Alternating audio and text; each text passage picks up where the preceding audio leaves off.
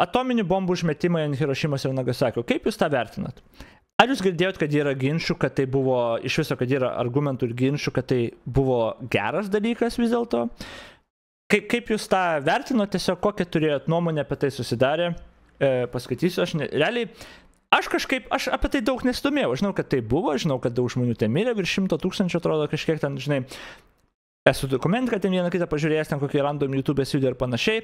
Ir realiai mano toks susidaręs vaizdas buvo, tokį kokį mintysę turėjau, nu kad čia realiai vienas turbūt blogiausių dalykų, kad žmonijoje yra atsitikę per visą žmonijos istoriją. Ir aš suprantu, kad šalia turbūt kažkur bus ir tos dalykas kaip holokaustas ir kaip ten su žydais elgės. Turbūt gal koks nors ten dar karas, gal gali būti koks nors labai krūvinas. Jie yra labai blogi dalykai, bet mano emociniam lygiai mintyse kažkiek tas atominis ginklas yra ekstra lygis, ekstra blogumo lygis, toks nes tu bejėgis esi. Tai yra tokia destruktyvi jėga, kur tu tiesiog visiškas bejėgis. Žinai, karas, nu tu techniškai gal kartais gali apsiginti ar dar kažką.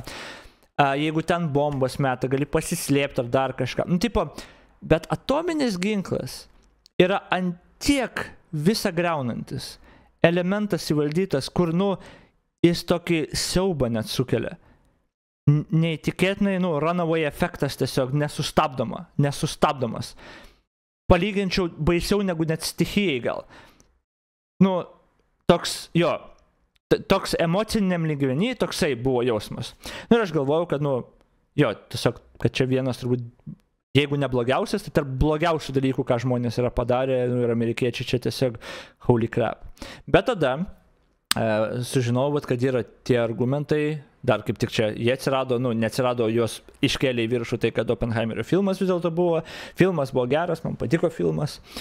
Man patiko ir tas politinis aspektas, kaip tas politinis žaidimas, susidorojimas, optikos kaip atrodo. Patiko ir to Oppenheimerio dvikova su savim galų gale. Aš nieko nespoilinsiu apie filmą, tipo, patiko to Oppenheimerio, kaip parodyta ta dvikova su savim ir tos bendravimas su žmonėm ir jo visas tas patiko, kai tokių klausimų, tarkim, kėlė ir viską. Bet jo, okei. Tai ką jūs šiandien parašėte, dabar pamatysiu, ar parašė kažką.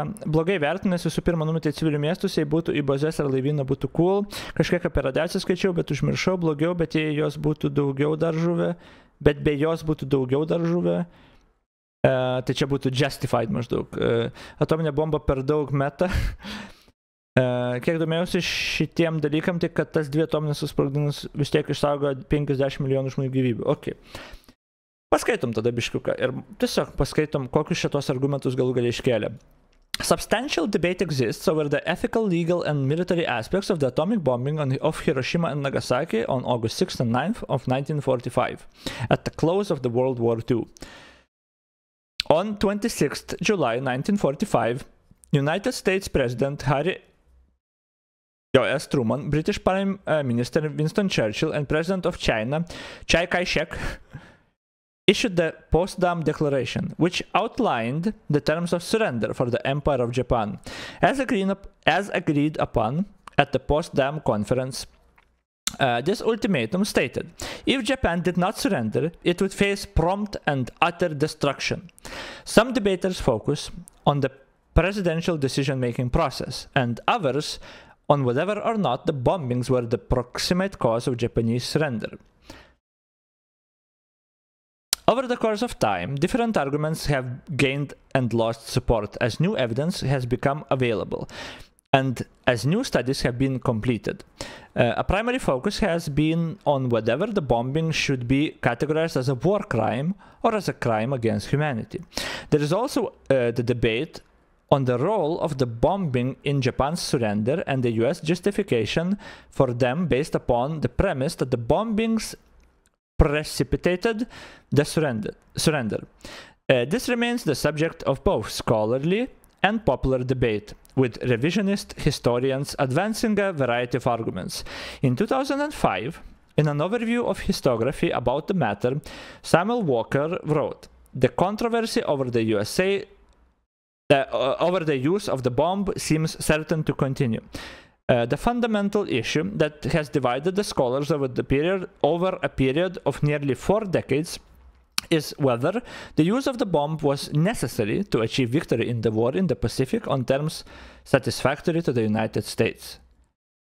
Supporters of the bombing generally assert that they caused the Japanese surrender, preventing massive casualties on both sides of the planned invasion of Japan. Kyushu has been invaded.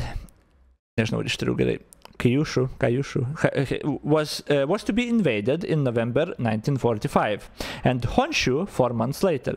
It was thought Japan would not surrender unless there was an overwhelming demonstration of destructive capability. Those who oppose the bombing argue it was militarily unnecessary, inherently immoral, a war crime, or a form of state terrorism. Critics believe a naval blockade and conventional bombings would have forced Japan to surrender unconditionally. Some critics believe Japan was more motivated to surrender by the Soviet Union's invasion of Manchuria and other Japanese-held areas. Okay. Klausimai kaip ir iškelti.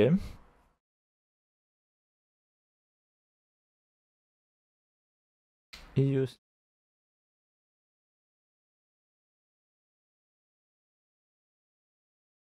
Ok. Mančiūrija. Tai tada pirmas argumentas, aš gal čia jau pilno viso neskaitysiu, tik pamėginsiu kažkaip patį argumento esmę rasti. Prevention of many US and Japanese military casualties. Čia dabar kalbam už tai, kad užmesti bombas. Tai those who argue in favor of the decision to drop the atomic bombs on enemy targets believe massive casualties on both sides would have occurred in Operation Downfall, the planned Allied invasion of Japan. The bulk of the force invading Japan would be American, although the British Commonwealth would contribute 3 divisions of troops, 1 each from the United Kingdom, Canada, and Australia. The US anticipated losing many combatants in Downfall, although the number of expected fatalities and wounded is subject to some debate.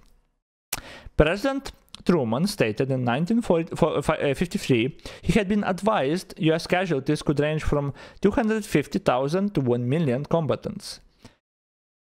Assistant Secretary of the Navy Ralph Bard, a member of the Interim Committee on Atomic Matters, stated that while meeting with Truman in summer 1945, they discussed the bomb's use in the context of massive combatant and non-combatant casualties from invasion, with Bard raising the possibility of 1 million Allied combatants being killed, as Bard opposed using the bomb without warning Japan first. He cannot be accused of exaggerating casualty expectations to justify the bomb's use.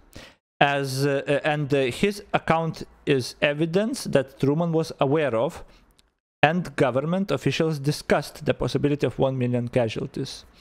However, other estimates were lower.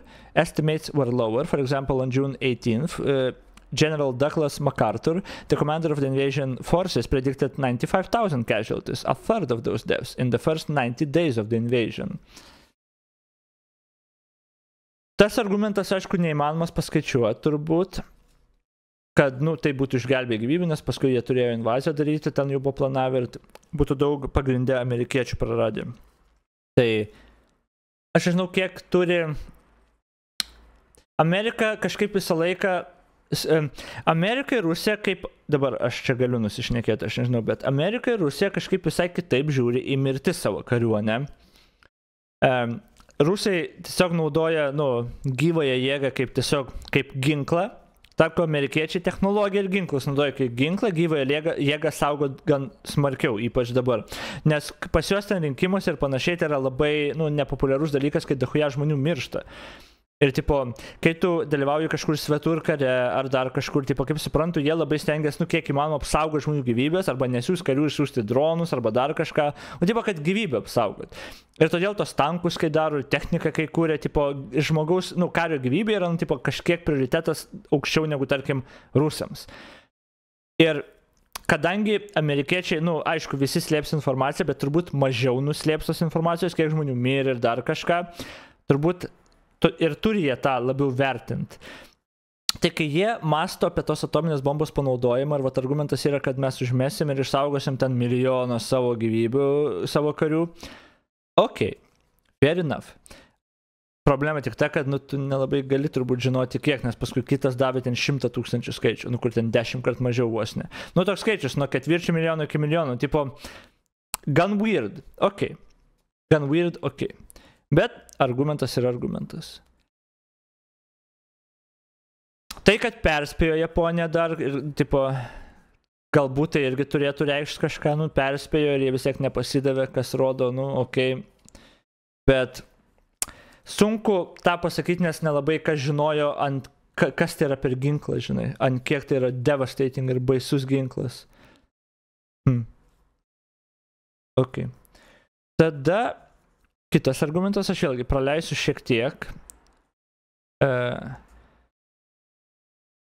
Gal ir nereikėtų labai praleidinėti, nes čia gal yra, čia palygina su kitais, galbūt, bet tipo jo, čia viskas spekuliacija bus kaip būtų, bet man svarbiau labai tie argumentai ir biškuk apie juos, tai ok.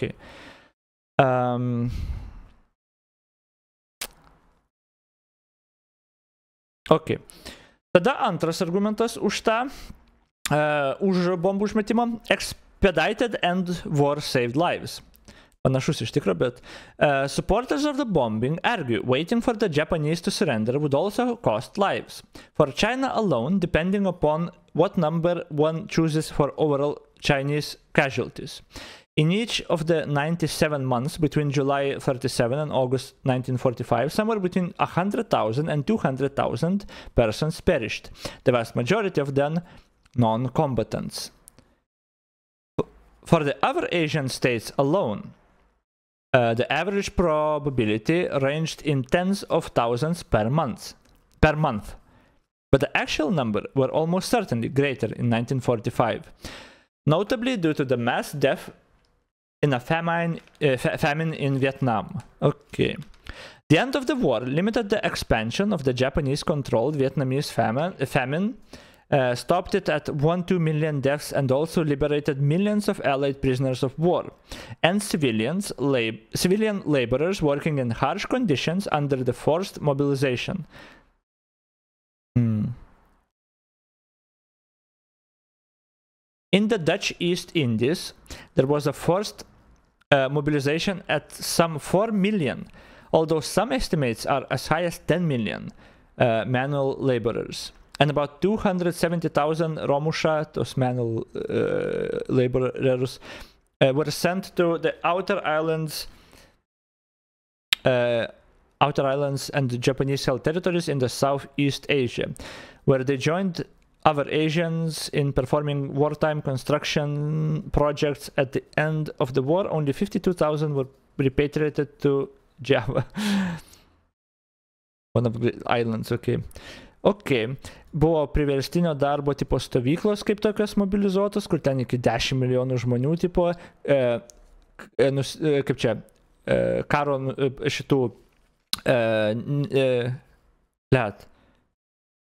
karo, prisoner of war išsiverčia, karo belaisvių, Jesus, karo belaisvių, užkrito žodis. Karo belaisvių ten milijonai buvo, tipo, kad dar ir tą padėjo išsaugoti. Ok. Ok. Understandable argumentas. Ok. Kitas. Part of total war. Supporters of the bombings have argued the Japanese government had promulgated a national mobilization law and waged total war, ordering many civilians, including women, children, and old people, to work in factories and other infrastructure attached to the war effort, and to fight against an invading force. Unlike the United States and Nazi Germany, over 90% of the Japanese war production was done in unmarked workshops and cottage industries, which were widely dispersed within residential areas in cities, and thus making them more extensively difficult to find and attack. In addition, the dropping of high explosive with precision bombing was unable to penetrate Japan's dispersed industry, making it entirely impossible to destroy them without causing widespread damage to surrounding areas. General Curtis Lee May stated why he ordered the systematic carpet bombing of Japanese cities.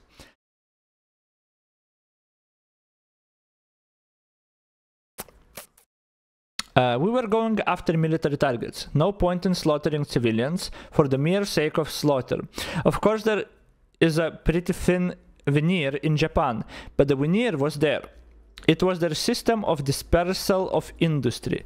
All you had to do was visit one of those targets after we'd roasted it and see the ruins of a multitude of houses, with a drill press sticking up through the wreckage of every home. The entire population got into the act and worked to make those airplane munitions of war. Men, women, children. We knew we were going to kill a lot of women and kids when we burned a town. Had to be done. Okay. For 6 months prior to the combat use of nuclear weapons, the United States Air Army under Lee May's command undertook a major strategic bombing campaign against Japanese cities. Through the use of incendiary bombs, čia tos ugninės, esu girdėjęs, destroying 67 cities and killing an estimated 350,000 civilians. The Operation Meeting House raid on Tokyo on the night of 9th March 1945 stands as the deadliest air raid in human history, killing 100,000 civilians and destroying 16 square miles of the city that night. The attack caused more civilian deaths and damage to urbanized land than any other single attack, including the atomic bombing of Hirošimoje and Nagasaki combined. Ok, tai čia argumentas tas, kad Japonija buvo totaliam kare tipo ir visi dirbo prie industrijos ir civiliai ir viską. Ir kad kadangi tos gamyklos buvo išmėtytos po visą teritoriją, buvo neįmanoma susprogdinti tiesiog jų, tai visą laiką civiliai mirdavo. Nes tie civiliai kaip ir dirbdavo juose, ir šalia jie visur būdavo. Tai ir todėl jie nes šiam 7 miestus jau buvo subombardavę ir sunaikinę, kur užmušė beveik 500,000 žmonių ir per vieną net bombinimą 100,000 žmonių.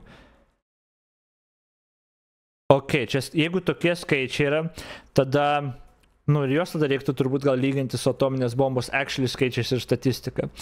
Ir tada turbūt argumentas kyla gerai, jeigu Japonija nepasiduoda ir mes toliau taip naikinam miestus, tai jo, tada skaičiai mirčių ir civilių ir visko bus didesnė negu 2 atominių, po kurių pasiduotų tipo. Ok, kol kas tie 3 argumentai techniškai yra gan stiprus, aš galiu matyti, geri argumentai, ok. Kitas argumentas už... Japan's leaders refused to surrender. Some historians see ancient Japanese warrior traditions as a major factor in the resistance in the Japanese military to the idea of surrender. According to one Air Force account, the Japanese code of Bushido, the way of the warrior, was deeply ingrained. The concept Yamato Damashi equipped...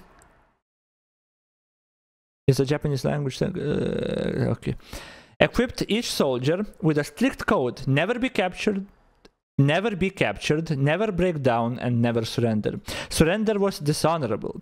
Each soldier was trained to fight to the death and was expected to die before suffering dishonor. Defeated Japanese leaders preferred to take their own lives in the painful samurai ritual called seppuku, harakiri in the West. Warriors who surrendered were deemed not worthy of regard or respect. Okay. Japanese militarism was aggravated by Great Depression and had resulted in countless assassinations of reformers attempting to check military power. Among them, Takashi Korekiyo, Saito Makoto, and Inukai Tsuyoshi. This created an environment in which opposition to war was much riskier endeavor. According to historian Richard B. Frank, the intercepts of Japanese Imperial Army and Navy messages disclosed without exception that Japan's armed forces were determined to fight a final Armageddon battle in the homeland against an Allied invasion. The Japanese called this strategy Ketsugo, Operation Decisive.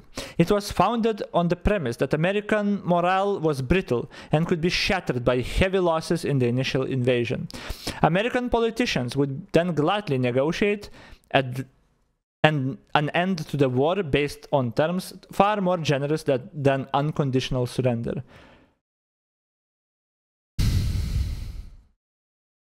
Ok, nu ir čia toliau. Argumentas tas aiškus, kad Japonija niekada nepasiduos ir tipo toliau tęstas karas ir iš to seka ir kiti teigės, kad tikrai daug daugiau užmuš. Ok. Pirmas dienas, kai amerikiečiai kovojo su Japonais, kai bandydavo juos išgelbėti, jie su granata susisprogdindavo, todėl po kažkiek laiko juosai tiesiog juos šaudydavo arba bandydavo apiplaukti tam, kad nesužeistų. Ok, argumentas aiškus. Sekantis argumentas. Japanese nuclear weapon program.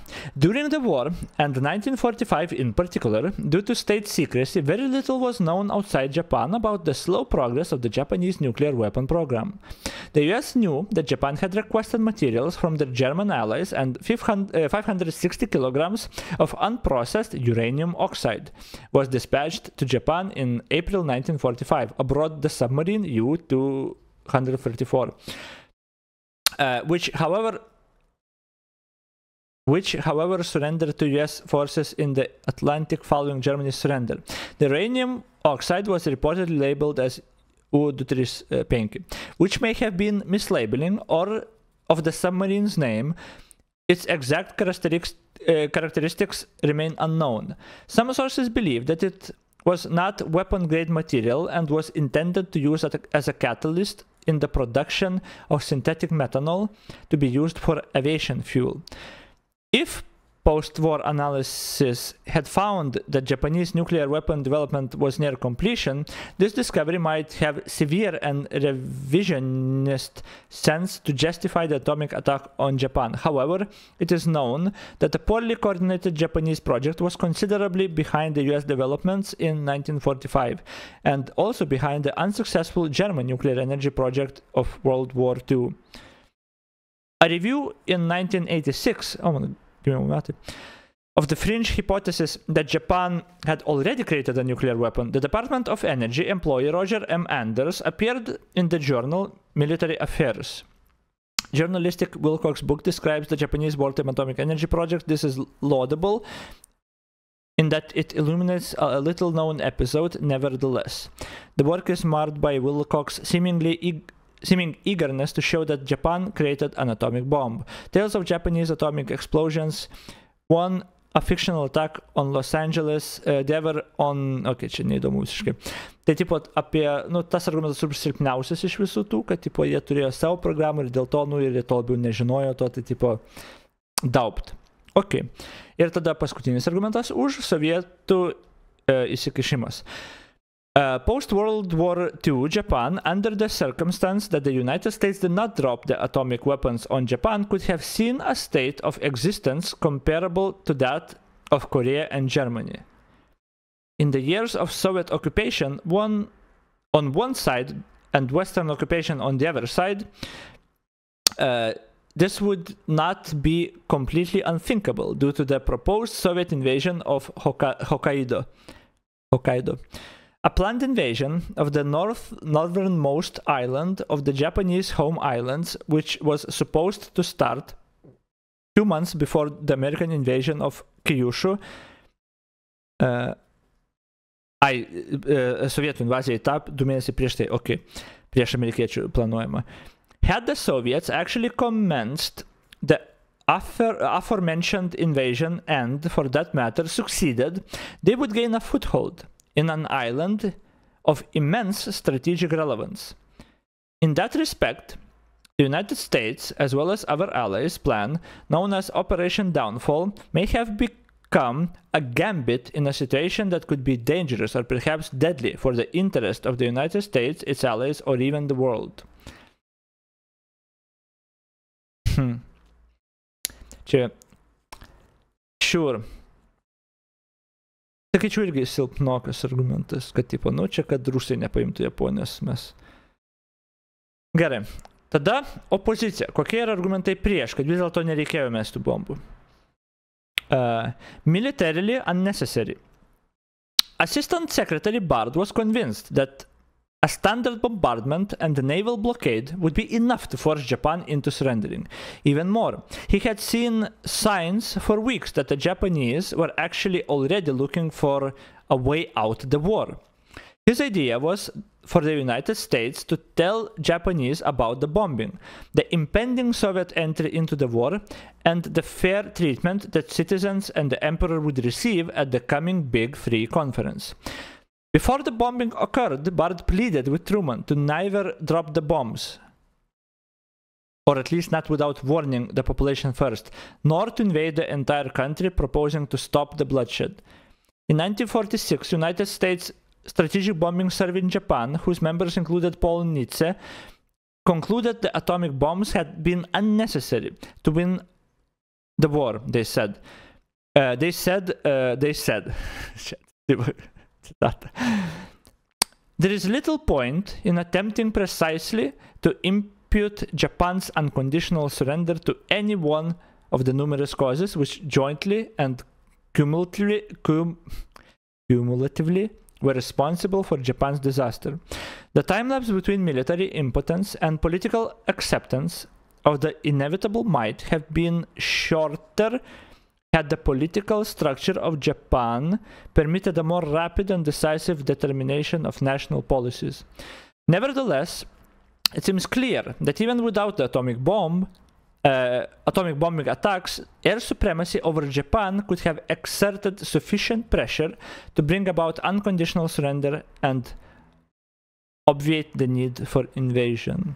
Based on a detailed investigation of all the facts and supported by the testimony of the surviving Japanese leaders involved, it is the service opinion that certainly prior to 31st December 1945, and in all probability prior to 1st November 1945, Japan would have surrendered even if the atomic bombs had not been dropped, even if Russia had not entered the war, and even if no invasion had been planned or contemplated. Ok.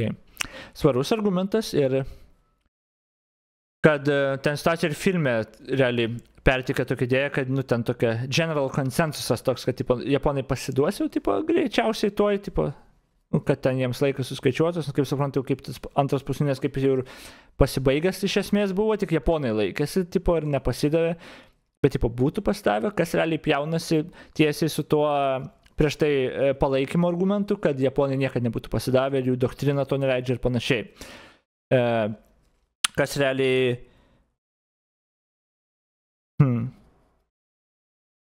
Kas realiai turbūt ką mes, nu, kadangi jie galų gale pasidavė, tai ar tikrai jų doktrina buvo tokia stipri, ką užmetė 2 atominės, gerai, bet jos galingos, ar taip išgąsdino? Gal.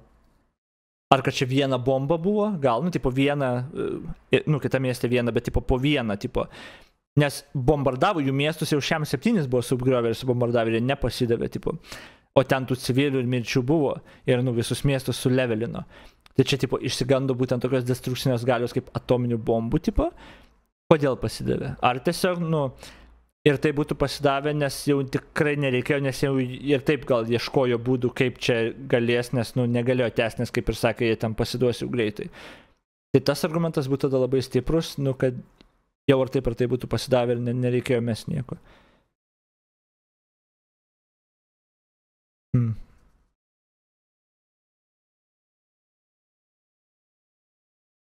Nežinau. Sekantis argumentas. Bombing as war crimes. A number of notable individuals and organizations have criticized the bombings, many of them characterizing them as war crimes, crimes against humanity, and or state terrorism. Early critics of the bombings were Albert Einstein, Eugene Wigner, and Leo Szilard, who had thought together spurred the first bomb research in 1939 with the jointly written letter to President Roosevelt, kaip tartis? Roosevelt, taip sako. Let me say only this much to the moral issue involved. Suppose Germany had developed two bombs before we had any bombs. And suppose Germany had dropped 1 bomb, say, on Rochester and other on Buffalo. And then, having run out of bombs, she would have lost the war. Can anyone doubt that we would then have defined the dropping of atomic bombs on cities as a war crime? And that we would have sentenced the Germans who were guilty of this crime to death and Nuremberg and hanged them. Tipo, nu tas jo, jeigu bet kas kitas būtų numetant amerikiečių, tai ten tikrai būtų war crime ir panašiai, tipo, jeigu anksčiau. Greičiausiai istoriškai taip sakytų, bet, nu, situacija kitokia gal irgi biški. Nors tikrai kitokia, jeigu kovoja ir kariauja, tai tu meti kovoja ir kariauja, sure. I don't know.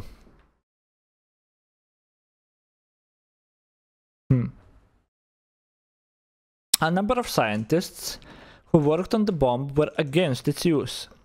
James Frank, seven scientists submitted a report to the interim committee, which advised the president in May 1945, saying, if the United States were to be the first to release this new means of indiscriminate destruction upon mankind, she would sacrifice public support throughout the world, precipitate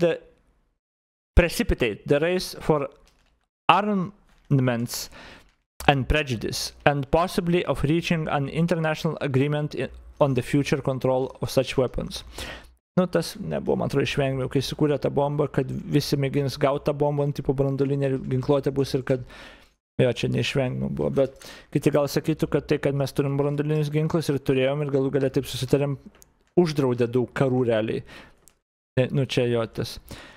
Bet jo, tai čia tiesiog argumentas, kad yra karo nusikaltimas ir amoralu, ok, sure, bet moralė yra subjektyvu, I guess. Dvigubai į nebus, jo, tavo dvigubai į būdavo. Aš tą pamačiau kažkuriam bodė žiūrint, kad į raidės kartojus. Ok, tai terorizm, kitas argumentas prieš. Historical accounts indicate the decision to use the atomic bombs was made in order to provoke a surrender of Japan by use of an awe-inspiring power. These observations have caused Michael Walzer to state the incident was an act of war terrorism, the effort to kill civilians in such large numbers that their government is forced to surrender. Hiroshima seemed to me the classic case. The type of claim eventually prompted historian Robert Newman, a supporter of the bombing, to say there can be justified terror as there can be just wars. Šitas argumentas gan silpnas. Ypač kai šimtus tūkstančių, tai yra ten milijonus jau ir taip užmušė, sudegino kitom bombom civilių ir panašiai. Čia tiesiog toks mėginama apeliuoti tai, kad, nu, išgąsdinti dviem dideliam bombom, kurios viena bomba sunaikino tiek daug, tipo. O kadangi tu terrorizuoji, tipo, apgąsdinti, tai, tipo, state terrorism. Čia kažkoks atrodo kaip žodžių žaismas, bet pats argumentas labai panašus kaip praeitas, moralinis labiau, gal toks, net nežinau, arba čia iš viso semantinis. Fundamentally immoral. Ok, dar vienas moralinis argumentas.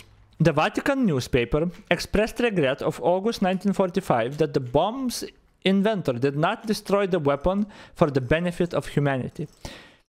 Cuthbert Thickness,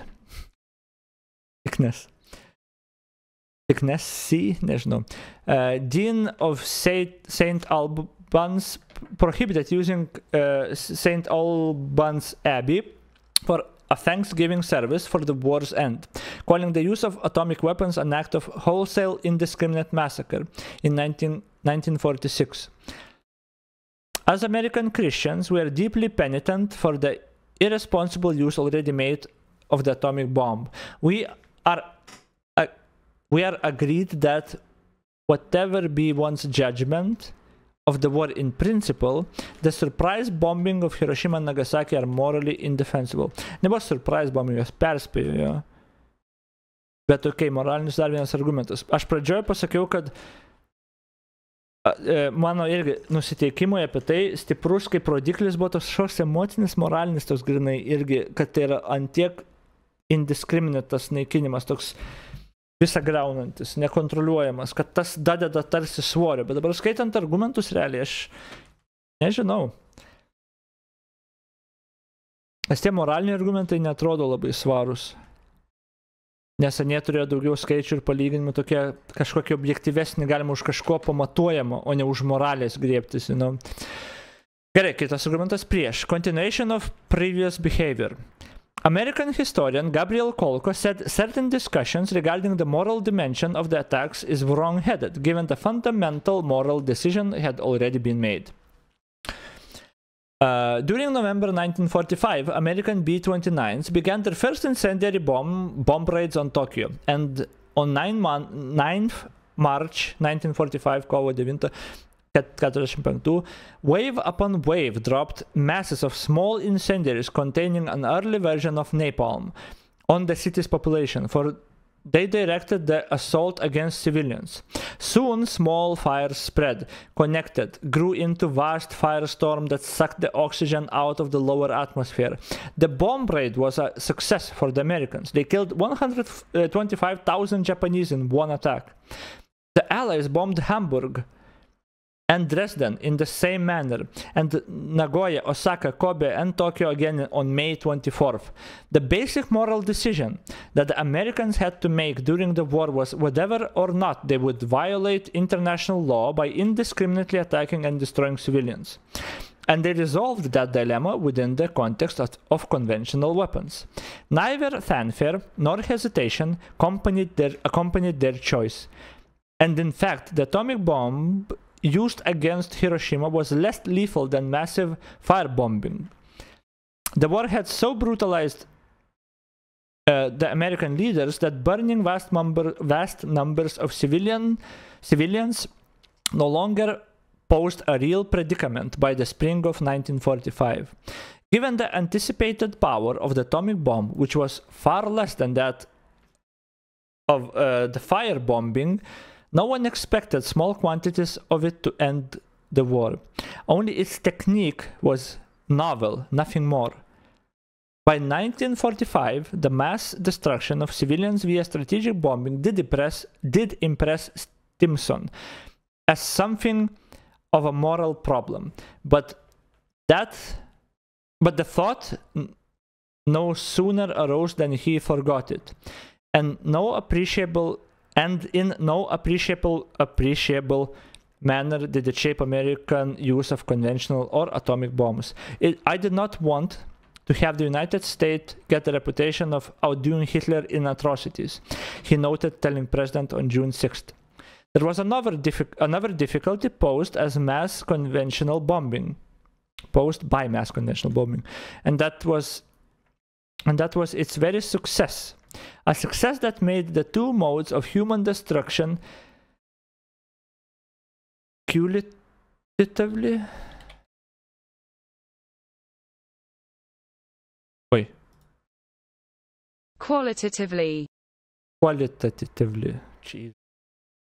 identical in fact and in minds of the American military. It was a little fearful.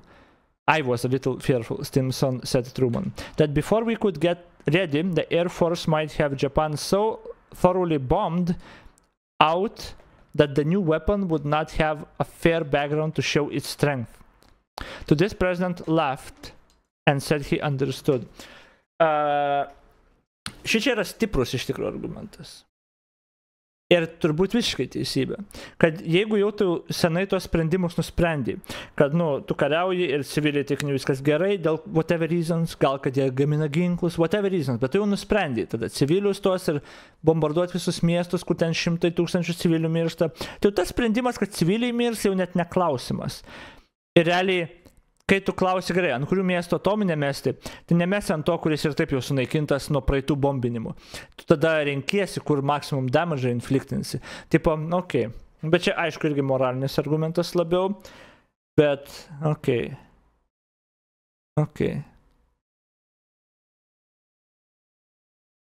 Dar vienas dalykas, kurį aš galvoju, žinai, man atrodo, kažkada turėjo pirmas panaudotą ginklą. Taip, kažkas turėjo kažkada panaudoti. Jeigu nebūtų amerikiečiai, tada kokie rusai ar kažkas, bet kas kitas, kažkada kažkuriam kare būtų panaudojama, atrodo, pirmą kartą. Tipo, man atrodo, netgi dalis gali būti tu gali pateisinti tą kiek tik nori įvairių skirtingų priežasčių. Kovoji su nacijais, dar kažką. Tu gali tą pateisinti, ras pateisinimą. Bet man atrodo, kai žmogus yra tokia būtybė, kai tu sukūrei tokį ginklą, naują, atomo jėga, tokį ginklą, tu norėsi panaudoti ir tą smalsumą net patenkinti. Iš tikro, kaip tai iš tikro veikia ir kaip tai atrodo. Ir galų gale, kai Amerika tos du panaudojo, visas pasaulis pamatė, ką tai reiškia. Ir tada jau aišku tas visas arms race ten su tom branduoliniam galvutėm ir paskui tas jo. Bet kažkas būtų vis tiek panaudojęs kažkada ant kažko. Ir gal istoriškai taip žiūrint, gal ir gerai, kad panaudoja kažkas tuo metu, kai dar pasaulis neturėjo atominių ginklų, taip plačiai paplitusių. Su šalim, su kuria bent jau kariavo, žinai, ir jo, čia iš žmonijos pusės žiūrint. Nes jeigu jie nebūtų panaudoję, kas tada actually būtų panaudoję ir kokiom sąlygom? O gal ir nieks nebūtų panaudoję, bet aš tom kažkaip netikiu. Man atrodo, žmogus būtų panaudojęs tą ginklą bent kažkada. Bet tada jau kai naudoji, kai visi kiti turi ir viską, nežinau. Bet čia nesusijęs tų argumentų, gal biškai tik tais, bet tokiai. Tada kitas argumentas prieš, tai Nagasaki bombing unnecessary. The second atomic bombing of Nagasaki came only 3 days after the bombing of Hiroshima, when the devastation on Hiroshima had yet to be fully comprehended by the Japanese. The lack of time between the bombings had led some historians to state that the second bombing was certainly unnecessary. Gratuitous at best and genocidal at worst, and not just in Belo. Opponents of the international law that regulates conditions of initiating war. Okay. In response to the claim that the atomic bombing of Nagasaki was unnecessary, Maddox wrote, American officials believed more than one bomb would be necessary because they assumed the Japanese hardliners would minimize the first explosion or attempt to explain it away as some sort of natural catastrophe. Which is precisely what they did. In the 3 days between the bombing, the Japanese Minister of War, for instance, refused even to admit that the Hiroshima bomb was atomic. A few hours after Nagasaki, he told the cabinet the Americans appeared to have 100 atomic bombs. They could drop 3 per day.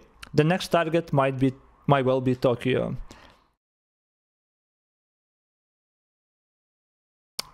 Okay. George Hagen indicates that War Minister Anami revised briefing was partly based on interrogating captured American pilot Marcus McDilda under torture. McDilda reported that the Americans had 100 atomic bombs and that Tokyo and Kyoto would be the next atomic bomb targets. Both were lies.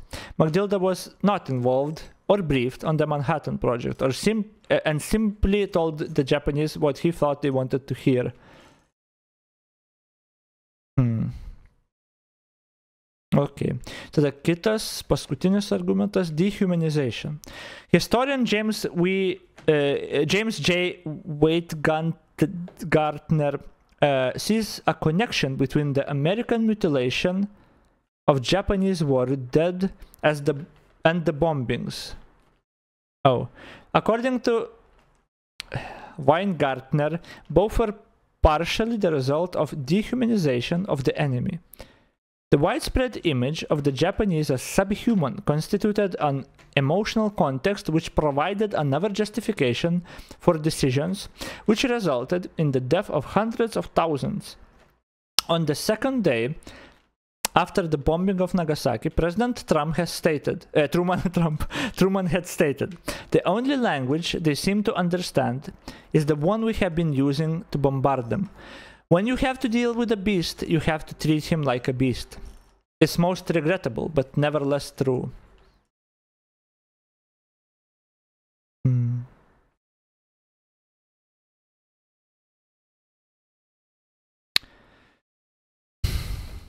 Nu jo, kai tu iš savo priešo padarai, nu čia net ne žmogus yra, nu, tipo, ir tada mes galime juos naikinti, ką realiai rusai daro ten Ukrainai, kad ten nacijai mažiau žmonės civilių šaudykit, prievartaukit ir panašiai.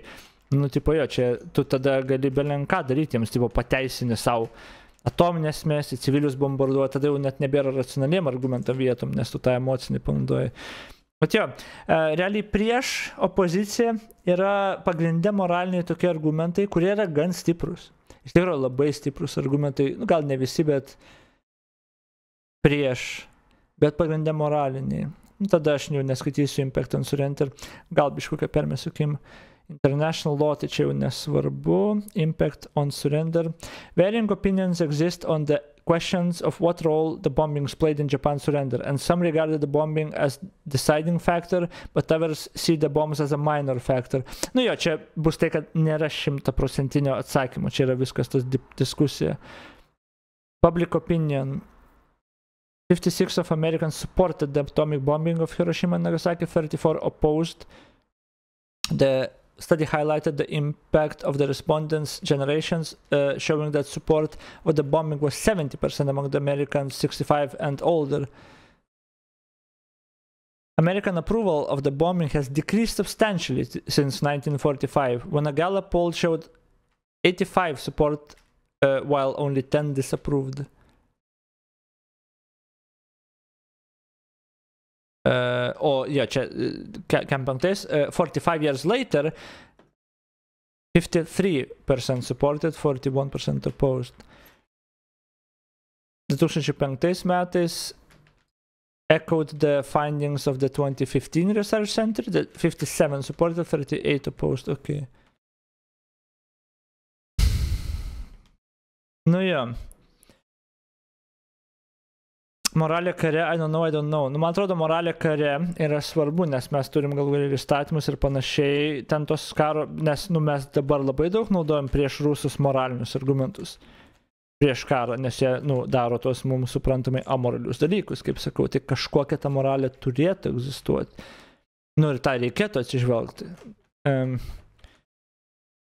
Bet tada tokį ginklą turint... Nežinau. Kad tai buvo visiškai horrendus įvykis, nu manau nieks neginčys. Ar tai buvo vat, reikalingas ar nelabai reikalingas, čia aš nežinau. Bet iš tikrųjų dabar nesu taip, nu aš dabar sužinau nu, tos argumentus, kurie sako, tipo, kurios pasakė. Ir tie argumentai yra svarūs, kurie už atominį pasisako. Bet blemba vat, kažkaip labiau linkstų tikėti, kad jie būtų pasidavę gan greitai, bet tada vat, kitas man kyla į galvą, tada kažkas kitas būtų panaudojęs. O gal ir nebūtų pasidavę dar, pavyzdžiui, porą mėnesių, pavyzdžiui, arba ten 5 mėnesius, arba 6 mėnesius. Ir tikrai gal būtų invazija, tai ir tada tikrai, nu, ir tęsiasi tas bombinimas, ne tik invazijos, ir realiai tiek pa žmonių ar taip miršta, tipo. Gal net daugiau, tipo, ką ir sako ten tie tyrimai.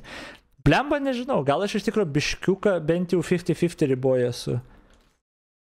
Ar pragmatiškumas atperka moralę tą greičiausiai, nes galų galia, kur tu su moralė irgi nueisi. Nu, tipo, kur tu irgi nueisi.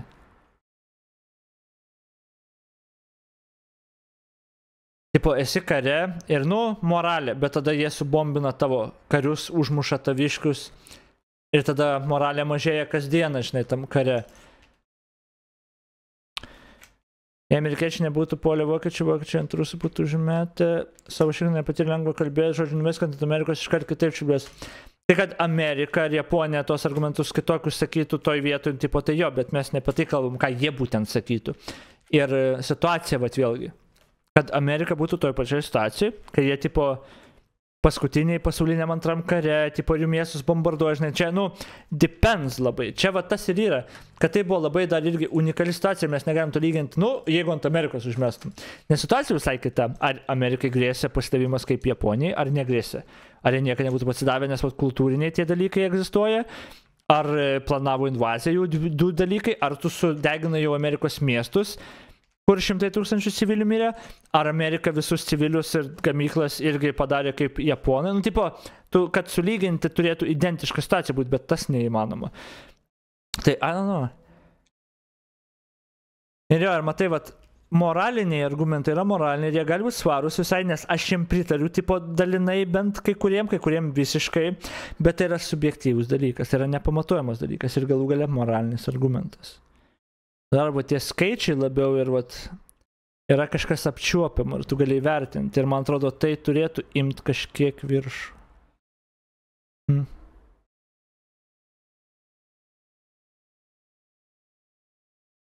Kad amerikiečiai, aišku, savo interesus irgi turėjo kuo mažiau amerikiečių, kad gyvybė mirtų ir, kad ten patestuota ginklą galbūt ir, politiškai gal kažkas ten pažiūrėti, kad aš karą užbaigiau, ten ginklą sukūrė panašiai, kad ten parodyti pasauliu, kad mes stipriausiai, daug turbūt priežasčių buvo ne tik, kad mes čia užbaigsim karą ir išsaugosim daug gyvybių. Čia jo, bet žiūrint, dabar nagrinėjant, ar būtina, ar nebūtina, ar panašiai, čia jo įdomi situacija. Bet nėra taip vienpusiškai, kaip aš gal galvojau prieš tai, kad net nelabai kažkas galvotų kitaip, bet pasirodo yra ir galvoja kitaip. O aišku, laikui bėgant, kad kai žmonės daugiau sužino apie tą ginklą iš vis ir koks jis yra iš tikro baisus, kad žmonių palaikymas, mažės to dalyko, nes tu supranti, koks čia buvo baisus įvykis iš tikro.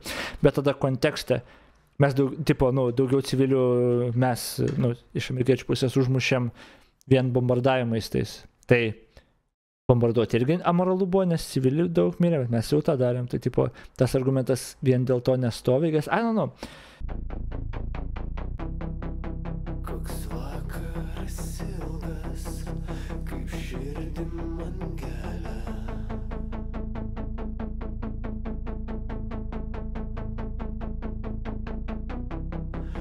Nuskink man jazminą.